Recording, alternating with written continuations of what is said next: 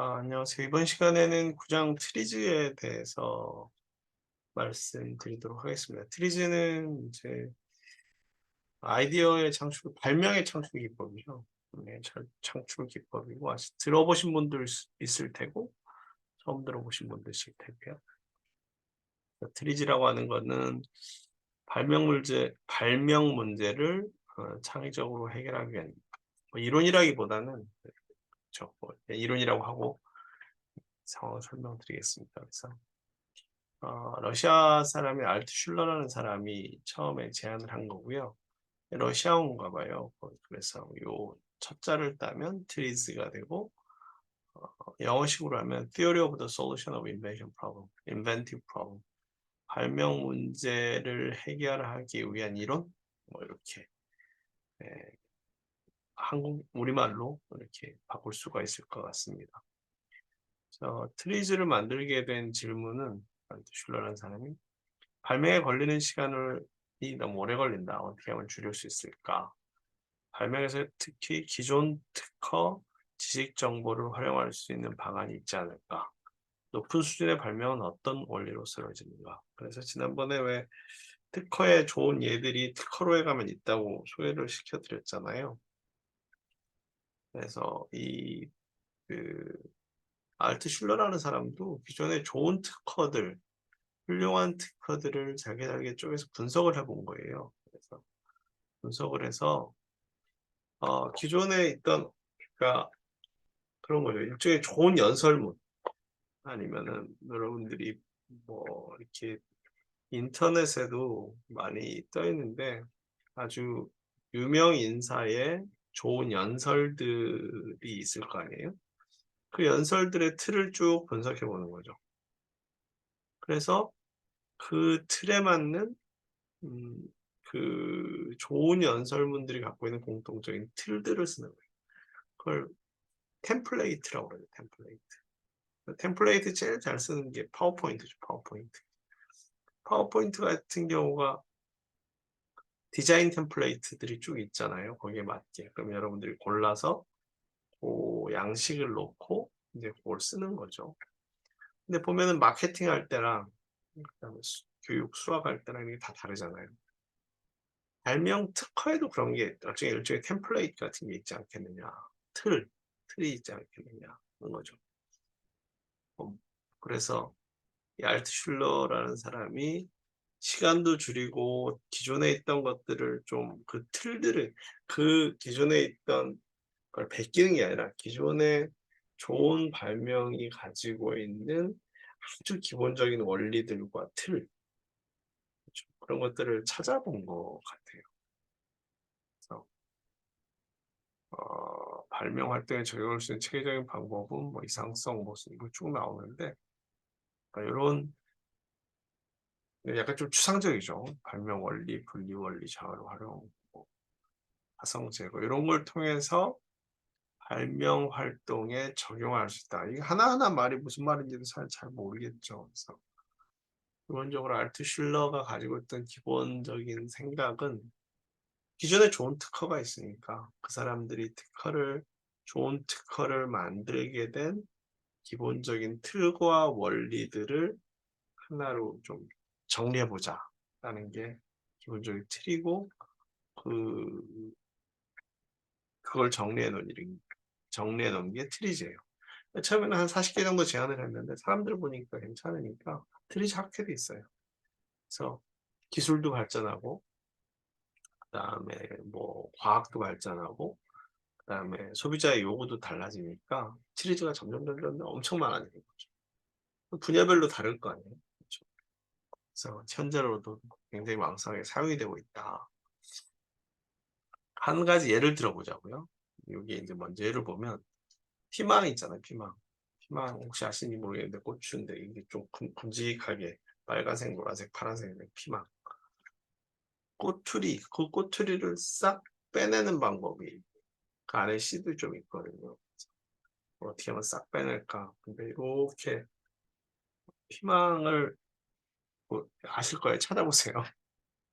그래서 밀폐용기에다가 쭉 넣고 압력을 쭉 이제 공기 압력이겠죠. 쑥 공기를 확 넣으면은 이제 아무래도 그게 그 고추처럼 생긴 그 껍질에 그 피망의 그 몸통이 고추같이 이렇게 생긴 거거든요. 그 모양이 뚱뚱한 고추예요. 뚱뚱한 고추 엄청 큰 호박스처럼 생긴 고추 찾아보세요. 그러니까 가압을 시키면 공기를 넣으면 이제 공기도 이제 그 안에도 속에도 이제 압력이 올라가는 거죠. 압력이 있다고 이제 완전히 공기가 안 통하는 게 아니라 살아있는 식물이니까 이제 틈으로 해서 이제 들어간단 말이에요. 그러면은 이제 바깥에 굉장히 높은 압력, 이제 이 피망 속에도 높은 압력. 그러다가 바깥 공기를 이제 확 빼면, 그러니까 상압으로 일기압으로 확 낮추면 안에 있는 게 늦게 빠질 거 아니에요. 바깥에는 이제 일기압이니까 취약한 부분이 안에서 미는 압력이 더 크니까 취약한 부분이 딱 하고 이제 뻥 하고 터지는 거죠. 풍선 터지듯이. 그죠? 펑 하고 터지는데 그 터지는 부분이 꼬투리 주변이라는 거예요. 그래서 이렇게 딱 터지는데 도토리 껍질 깨는 것도 그렇게 깬답니다. 밀폐 용기 물속에 넣고 가열을 하게 되면은 수증기가 생기잖아요. 특정 압력에 도달하게 되면 그냥 확 증기를 빼버리면 감압이 되면서 그 도토리의 껍데기가 딱 하고 깨진다고 합니다. 그러니까 이런 압력을 넣어서 감압을 시키는 거죠. 아마 보석 균열 가공 작업도 보석도 보면 원석이 막 크잖아요. 근데 사실 이 원석이 모두 다 좋은 건 아니거든요. 중간에 금도가 있고 하니까. 그래서 이미 금가 있는 부분들은 이제 그 부분을 따라서 잘라낸 다음에 그걸 가공을 해야 비싼 보석이 되는데 그 금간 부분을 일일이 뭘 자를 수도 없고 망치를 칠 수도 없고 그렇죠. 그래서 이렇게 돼 있는 거를 굉장히 높은 공기압에 가해줬다가 급격하게 압력을 낮추면 그 틈에 들어가 있던 그 압력 때문에 얘네들이 쫙쫙 쪼개진다고 합니다. 그래서 그렇게 압력을 높였다가 저 압력을 높였다가 여기 밑에 보시면 압력을 증가시켰다가 급격히 압력을 낮춰서 폭발력이 발생하고 물질이 쪼개지는 현상은 보석에도 쓰이고 피망에도 쓰이고 도토리에도 쓰이고 유사한 것들의 껍질을 벗기는데 많이 쓰이겠죠. 호두 같은 것도 그렇게 호두나 은행도 그렇게 하지 않을까 모르겠어요. 저 도토리가 되면 뭐 호두나 은행은 안 되겠어요. 다른 방법이 있을 수도 있고 마늘 같은 거는 아직까지 미스테리가 마늘이나 이런 거는 어떻게 껍질 까는지 모르겠어요. 그다음에 복숭아 캔 만드는 것들은 그것도 어떻게 깔까? 그렇죠? 감은 이제 뭐야 꽃감 만들 때는 껍데기를 까야 되는데 그거는 이렇게 놓고서 칼 대고 샥 돌리니까 금방 까지더라고. 그런 건 TV에서 몇 번 나왔는데 어쨌든 간에 통조림 만들거나 아니면 이제 그 뭐죠 골뱅이 이런 걸 다 빼야 되잖아요. 그런 것도 이렇게 터치나 그런 것들도 이제 안에 알맹이만 빼야 되는데 골뱅이 그 양이 우리가 먹을 때 한두 개 고동이나 이런 거에서 빼먹을 때는 이런 거에서 빼먹을 때는 빼지만 대량 생산하려면 까야 돼요. 그렇죠. 그래서 그런 것들도 비슷하게 하지 않을까 하는 생각이 이걸 보면서 들었습니다. 그래서 다시 이제 요런 것들을 보고 거꾸로 보면 문제 해결에 있어서 그렇죠? 문제 해결에서 보편적 일반 원리를 가지고 동일 원리들이 서로 다른 산업 분야에서 비슷한 문제 해결에 반복적으로 사용되더라고요. 고압, 고압에서 압력을 확 낮춰서 폭발력이 발생해서 취약한 부분이 깨진다는 게 보석, 피망, 도토리 다른 데도 있지 않겠어요? 그러면 여기서 이제 가압과 감압과 폭발력이라는 것들만 줄기만 알면 다른 산업에도 적용할 수 있다는 거. 그런 원리들을 찾아내는 거예요. 또 하나는 용해, 증발, 용융, 화학 반응에 의해 제거될 수 있는 코어 위에 다른 물질 제조 방법. 예를 들어서 미세 스프링을 만들고 싶다. 그래서 좀 큰 스프링은 원통형에다가 철사 막 감아가지고 쑥 뽑으면 되는데 미세 스프링은 그렇게 안 된단 말이에요. 쑥 뽑다가 변형이 일어날 수 있으니까. 그래서 미세 스프링 제조 방법은 신축성 재료로 만든 축에 철사를 감고 액체를 이용해서 이렇게 아주 얇은 코어를 가지고 있는데 아주 얇은 선을 감는 거죠. 이게 기계적으로 얘를 잡아 당기면 잘못하면 스프링이 상하는데 그 속에 있는 그 코어를 싹 녹여내면 걔만 힘 안 주고 그대로 남아있잖아요. 그렇죠? 거대 고무공은 백분위 뭐 정확하게 모르겠지만 그래서 커다란 이제 공을 만드는 거죠. 고무에다가 고무를 코팅을 해요. 고무를. 그리고 그 안에 있는 걸 싹 녹여내는 거죠. 그러면은 녹여내면 그 위에 코팅돼 있던 고무만 남아서 고무공이 되는 거고. 그다음에 다양한 압출제인데 이거는 뭐 마그네사이트 가루와 같은 내화 소재를 채워서 용접시킨 강철 샌드위치에 충전재를 말아서 제작한다. 압출 성형 제품은 이 뒤에서 밀고 앞에서 당겨가지고 하기 때문에 그 가운데에 빌려면 그다음에 압출이라는 거를 설명을 드려야 되겠죠. 커다란 이런 이게 단면도입니다. 몰드에 이모는 강판이나 아니면은 봉 같은 걸 넣죠. 금속. 플라스틱도 되긴 하죠. 그래서 얘네들을 작은 수준으로 뒤에서 밀고 앞에서 당겨가지고 고온으로. 그렇죠? 그러면 얘네들이 압력을 해서 바깥으로 뽑아내는 걸 압출이라고 그러는데 가운데가 빈 거죠. 빈 거에는 용접시킨 강철 샌드위치. 그러니까 위아래가 이렇게 붙어 있는 게 아니라 그렇죠? 용접을 요 위에 강판과 그렇죠? 뭐 이거는 원기둥이 될 수도 있고 뭐가 될 수도 있고 하겠죠. 그래서 조금 그림이 그런 의미인 것 같아요. 책을 보고 그냥 생각을 그리고 그림이 뭐 예쁘진 않네요.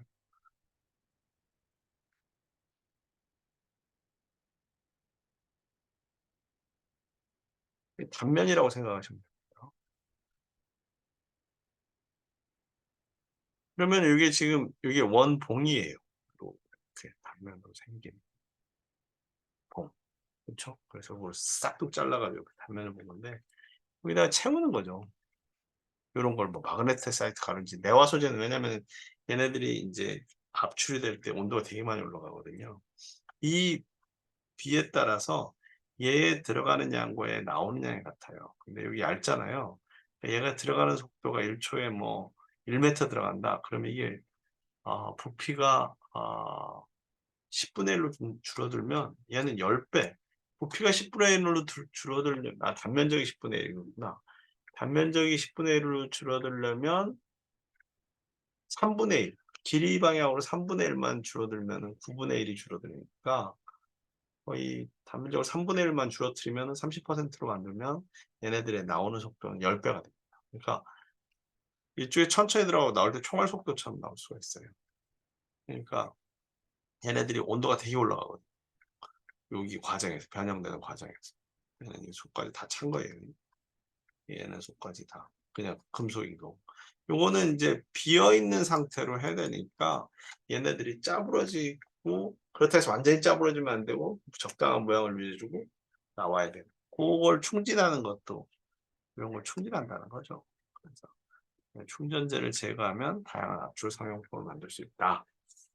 이렇게 얘기하는 겁니다. 그래서 안에다가 무엇인가를 집어넣고 심을 넣고 그다음에 성형을 하고 성형 방법 여러 가지 방법 성형을 하고 그다음에 심을 제거하고 하는 원리가 이 세 개의 완전히 다른 산업고 미세 스프링과 거대 고무공과 압출 성형 제품 사이에 공통점으로 있더라. 그러니까 이런 걸 가지고 기본 원리라고 생각을 하는 거죠. 그렇죠?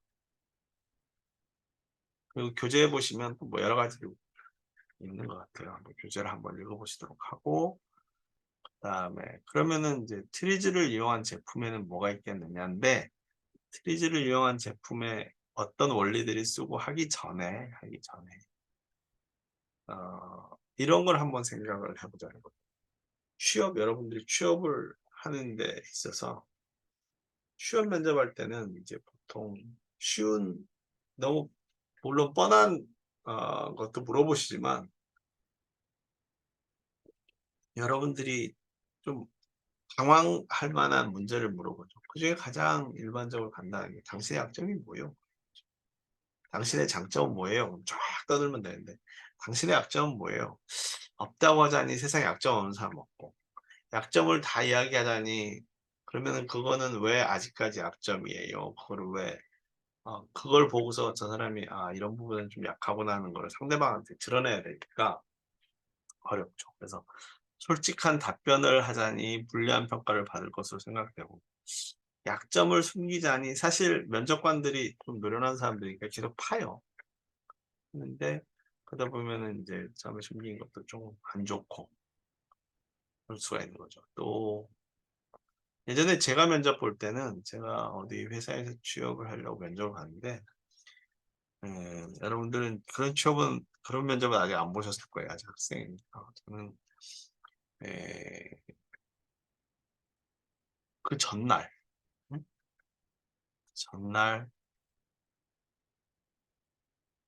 전 그 전날 도착을 했습니다. 그래서 거기서 호텔을 잡아줘요, 조그만 호텔을. 그래서 호텔에서 1 박을 하는데 그 전날에 도착했는데, 인터뷰 전날. 그 전날 도착해서 1 박을 하는데 뭘 하느냐, 저녁을 같이 먹어요. 그러니까 거기 저를 채용하려는 사람과 그다음 날 그 부서 사람들이 와서 저녁을 먹는데, 그럼 뭐예요? 이미 인터뷰는 시작된 거예요. 이미 인터뷰는 시작된 거예요. 그러니까 면접은 시작이 된 거예요. 밥 먹고 뭐 이야기하고 그러고 나서 인제 그 사람들은 이제 퇴근하고 저는 이제 호텔에서 하루 자고, 그다음 날 9시 부터 인제 지금 뭘 면접을 하는데 9시 부터 10시 반 까지 저기 뭘 해요. 제 발표. 제가 그동안 했던 거, 그러니까 제가 발표를 하는 거죠. 뭐 엔지니어들이 있으니까 질문하고 부서 사람들이 질문하고, 그리고 나서 11시 부터 여기 뭐 30분 정도 쉬었다가 11시 부터 12시 까지, 그날 하도 긴장을 해 가지고 그런데 스케줄을 대강 기억이 나요. 그래서 엔지니어 1, 첫 번째 엔지니어 1은 인제 누구 이름도 모르고 어디로 가라고 그래요. 그럼 그 사람이 정확하게, 여러분들 면담할 때 교수님 연구실에 와 보셨는지 모르겠는데 고런 실에 그 사람이 쓰는 연구실이에요. 거기에 인제 테이블 하나 놓고 사람이랑 뭐 커피 주면 커피 마시고 이야기를 해요, 둘이 1대1 로. 이것도 물어보고 저것도 물어보고. 회사마다 다른데 그게 그때 물어보는 문제가 인제 물론 엔지니어 그 공학적 관점에서는 인제 그 사람들이 물어보기도 하고 하지만 또 인사과에서 준비한 질문도 따로 있어요. 그 사람의 약점이 뭔지 강점이 뭔지 그 사람의 압박 상태에서 어떻게 받을지. 그러고서 또다시 점심을 먹으러 가겠죠. 그다음 날 아침이니까. 그래서 뭐 12 시부터 1 시까지 또 점심을 먹으면 그 부서 사람들이 인제 뭐 쭉 와요. 누가 누군지도 몰라요. 뭐 정신이 없으니까. 인터뷰가 긴장된 상태고 점심 먹고 나서 2 시부터 밥 먹고 차 한 잔 마시고 2 시부터 3 시, 뭐 3시 반부터 4시 반 이렇게 하면은 발표하는데 1 시간 반, 여기 1 시간, 2 시간, 그다음에 점심도 인터뷰예요. 이것도 인터뷰, 이것도 인터뷰. 그리고 나서 이것도 인터뷰. 그쵸. 가방 싸 들고 그다음 날 비행기 타고 인제 집으로 오는 거죠. 차 타고 집으로 오는 거죠. 그래서 그러면은 거의 이틀에 걸쳐서 1 시간, 2 시간, 그러니까 전날 저녁까지 면접으로 포함하면 1 시간, 저녁 1 시간, 1 시간 1-2 시간 먹죠, 2 시간. 그다음에 발표했고 오전에 면접 1번 하고 오후에 2 시간, 5 시간, 6 시간 면접을 하거든요. 숨길 수가 없습니다. 그냥 앉아서 5 분 10분 면접하는 거는 얘기 안 해도 되는데, 그리고 이 사람들은 인제 엔지니어들이니까 질문을 잘 못하겠죠. 엔지니어들이 뭐 자기 일만 알지. 근데 인사과 사람들이 미리 그걸 다 줍니다. 그래서 나중에 써가지고 어떻게 했는지 답 써가지고, 그러니까 어떻게 반응인지 써가지고 올리면 인사과 쪽에서 그 인사 전문가들이 그걸 보고 또 다시 리뷰를 해요. 근데 여기에 있던 엔지니어들이 높은 사람도 있지만 실무자들도 있거든요. 그 사람들이 노를 딱 때려버리면 위에 높은 사람도 잘 못 뽑아요. 그래서 이런 과정을 거친다. 왜냐하면 약점을 숨긴다는 게 이게 잠깐 인터뷰는 가능한데 긴 인터뷰에서는 거의 뭐. 왜냐하면 나중에는 여기 아침 발표하고 나면은 좀 점심 먹 이거 이쯤 되면은 그 다음부터는 내가 무슨 얘기하는지 하나도 기억도 안 나요. 그냥 물어보는 대로 대답할 수밖에 없어요. 그러니까 앞에서 이렇게 대답하고 내가 이렇게 전략 짜는 게 하나도 안 먹혀요. 이게 안 먹혀요. 그냥 있는 대로 이야기하고 나 이렇게 살았다 있는 대로 얘기해요. 그래서 정직한 게 되게 중요해요. 그러면은 말이 안 바뀌니까. 왜냐면은 이 사람들끼리는 이게 물어본 거 안 물어볼 수도 있는데 인사과에서는 이 사람들이 이 질문하고 답한 걸 써가지고 나중에 받아서 그걸 또 보거든요. 그래서 그거를 관리자한테 다시 피드백을 준단 말이에요. 그러니까 나중에 이제 말이 계속 바뀌면 그것도 이제 신뢰성이 큽니다. 어쨌든 약점을 숨긴다는 게 일정 부분까지는 괜찮은데 여러분들이 좀 이제 경력직으로 제법 이제 세월이 흘러서 경력직으로 가게 되면 자기 걸 숨기거나 진실되지 못하게 이야기하는 거에 대해서 거의 불가능하다고 보시면 됩니다. 그래서 정직한 게 되게 중요해요. 정직하면 뭐 그 사람이 맞으면 뽑고 안 맞으면 뭐 안 뽑겠죠. 뭐 회사가 거기밖에 없겠어요. 다른 데 또 지원하면 되지. 그래서 아까 약점 같은 경우를 이제 모순이라고 그러는데 이런 기술 시스템에서도 어느 한 가지 특성을 개선하려고 하면 그렇죠? 한 가지 특성을 개선하고자 할 때, 한 가지 특성을 개선하고자 하면 다른 특성이 악화되는 경우가 되게 많습니다. 그렇죠? 그래서 그 두 개 사이의 균형점을 잘 찾는 게 중요하죠. 예를 들면 자동차 같은 경우에 있어서 엔진 출력을 그래서 힘 있는 자동차를 만들고 싶다. 소비자들이 힘 있는 자동차를 요구를 한다. 그럼 엔진 무게가 증가를 해야 되겠죠. 그렇죠? 그 다음에 엔진 무게가 증가하니까 얘네들을 버텨주려면 차체나 쓰는 소재도 좀 더 그 엔진 출력이나 그다음에 그 힘에 잘 견딜 수 있어야 되니까 차체 무게가 늘어나요. 그럼 연료 소비가 증가.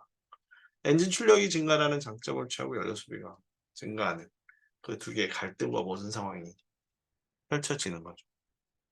연료 소비를 좋게 하기 위해서 그렇죠? 연료 소비를 좋게 하기 위해서 어, 차체 무게를 줄일 수도 있겠죠. 차체 무게를 줄이면은 아무래도 안전성이나 그렇죠? 안전성 테스트나 이런 것들이 연료는 줄이는데 연료를 줄이려면은 무게가 줄이는 게 되게 중요하거든요. 차체 무게가. 무게가 줄이려면 안에 쓰는 강판이나 철들이나 이런 것들의 무게를 줄여야 되는데 그럼 좀 얇아질 거 아니에요. 그러면 안전성을 희생하게 되는 거죠. 그래서 그 모순들을 어떻게 나빠지는 걸 최소화하고 좋아지는 걸 극대화할 수 있는가. 그럼 그 중간의 균형점을 어떻게 찾을 거냐 하는 게 발명에서 되게 중요하죠.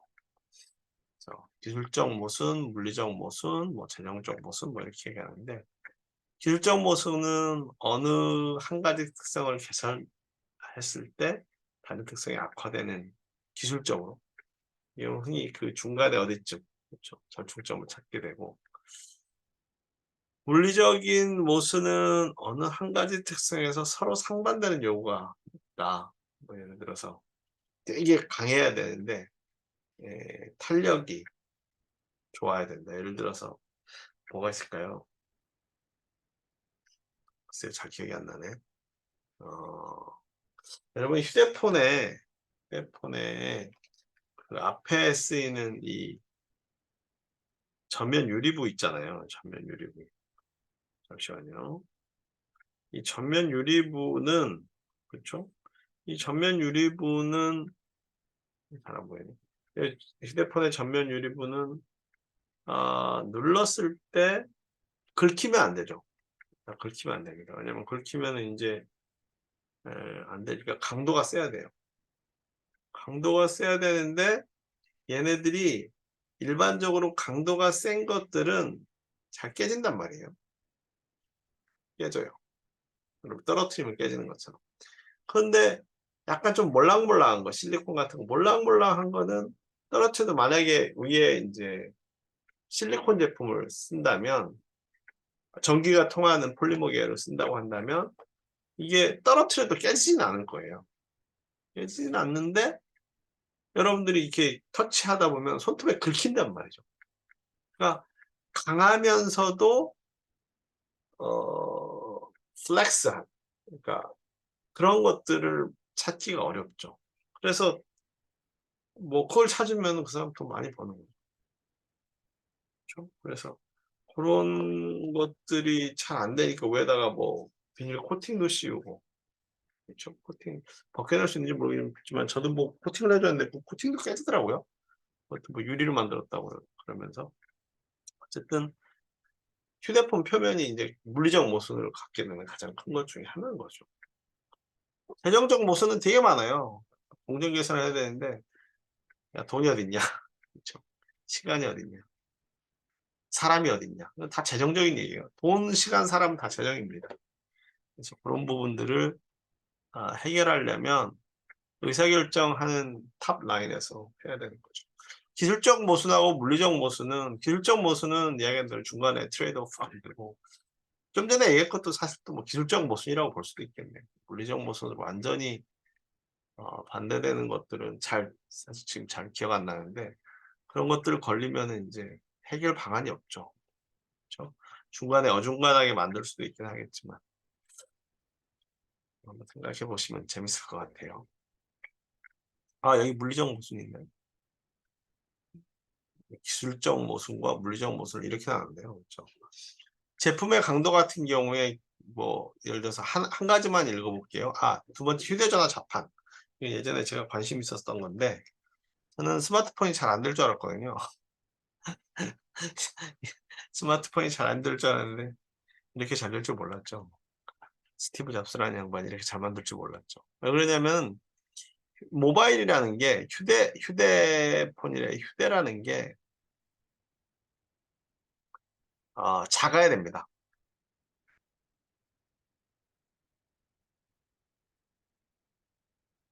그렇죠? 근데 스마트폰이 생기기 조금 전에 사람들이 스마트폰으로 영화도 보고 뭐도 보고 게임도 하고 막 그런다 그랬는데 한참 이제 LCD 나오고 뭐 빔 프로젝션 나오면서 그렇죠. 휴대는 작아야 되고 화면은 대형화로 치달았어요. 대형화로. 그러니까 작은 화면 예전에 여러분 잘 보시면 브라운관이라 할 때는 막 한 30인치 하면 되게 비쌌거든요. 근데 지금이야 뭐 30만 원만 줘도 10몇만 원짜리 저 얼마 전에 11인치 32인치짜리 10몇만 원짜리 했더니 화질이 안 좋아가지고 어쨌든 간에 요 두 개가 커다란 장벽이었어요. 또 하나는 화면뿐만 아니라 입출력 장치, 입력 장치, 자판이죠. 이게 너무 작으니까 작게 만들면 작게 만들수록 이게 손이 잘 안 되니까 특히 서양 사람들은 더 안 되잖아요. 그것도 대형화가 필요해서 그래서 이거를 입출력 장치라고 합니다. 그러니까 입출력 장치가 휴대에 걸림돌이 되고 그걸 극복하기가 쉽지 않을 거다 그래가지고 지금 요즘에 애플에서 나온 거 그다음에 페이스북이었다가 그 이름이 바뀐 게 뭐예요? 메타. 그래서 뭐 이렇게 곡을 쓰는 거 있잖아요. 이걸 헤드업 디스플레이라고 하는데 그런 디스플레이로 갈 거다라고 막 이렇게 상상의 나래를 폈던 적이 있었거든요. 1990년대 후반. IMF 터지기 전후 그랬는데 지금은 이제 여러분들이 보시는 휴대폰이 아주 자연스럽게 되신 거죠. 그래서 요 작아야 되는 것과 커야 되는 것 사이에 모순들이 있는 거죠. 두 번째 휴대전화 자판이 글자판. 근데 자판의 휴대성을 높이기 위해서 작으면 좋지만 노인들뿐만이 아니라 서양 사람들도 이 손이 뭐 펜으로 하기도 하는데 젊은 노인들의 사용하기에는 불편하고 젊은 세대의 입교를 반영하면 노인 세대의 만족도가 많아진다. 타깃별로 만들면 되죠. 노인용 따로 만들고. 휴대전화 자판은 작아야지만 또 커야 한다. 근데 요즘에는 자판이 작을 수도 있지만 이 자판을 옛날엔 기계적으로 딱 고정되어 있는 거라고 생각을 했는데 여러분 키보드처럼 화면 자체에다가 자판을 띄우고 이제 클릭을 하니까 그런 것들도 많이 해결이 되고 이게 안 될 줄 알았는데 됐어요.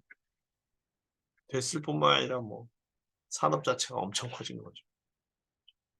다른 부분들도 이런 모순들이 있고 이런 모순들을 해결해야 발명이 되더라라는 거죠.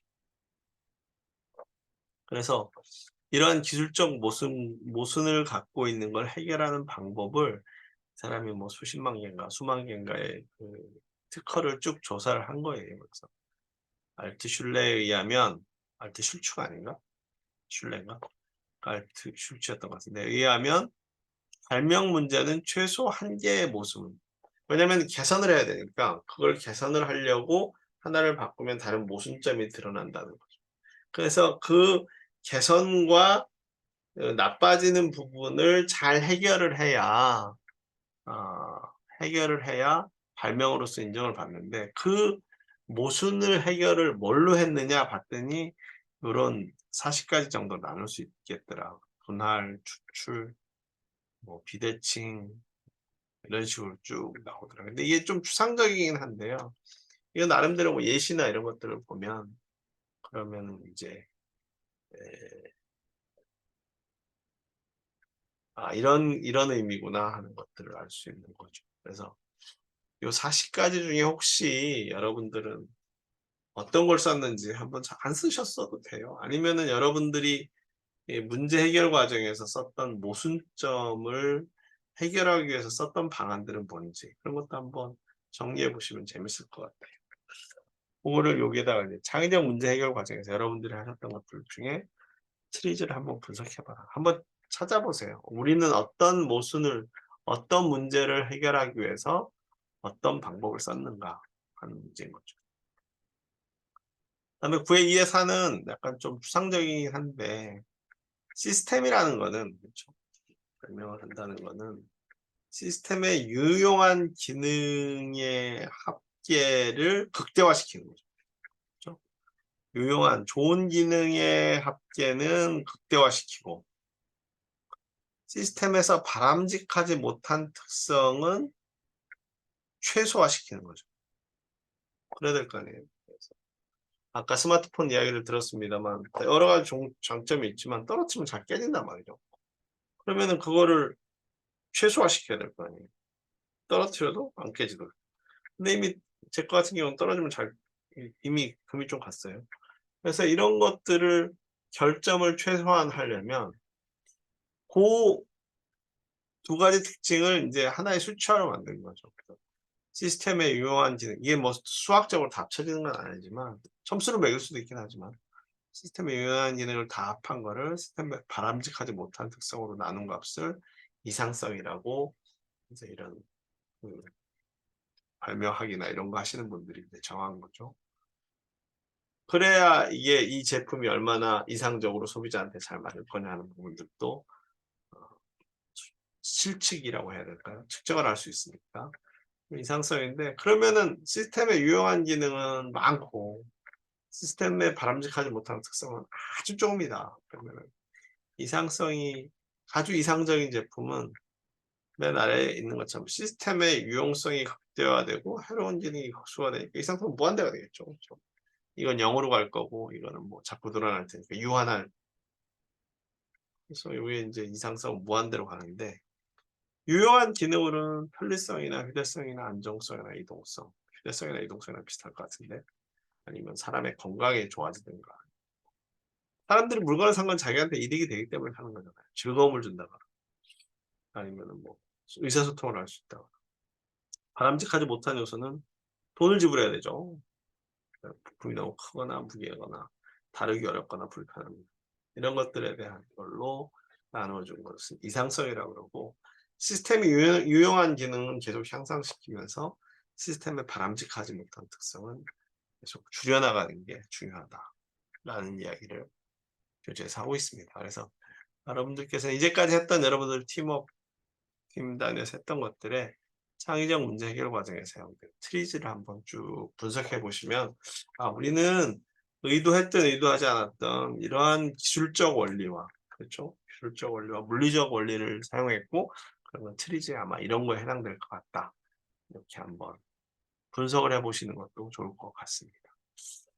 오늘은 이번 시간은 수업을 여기까지 하도록 하겠습니다. 감사합니다.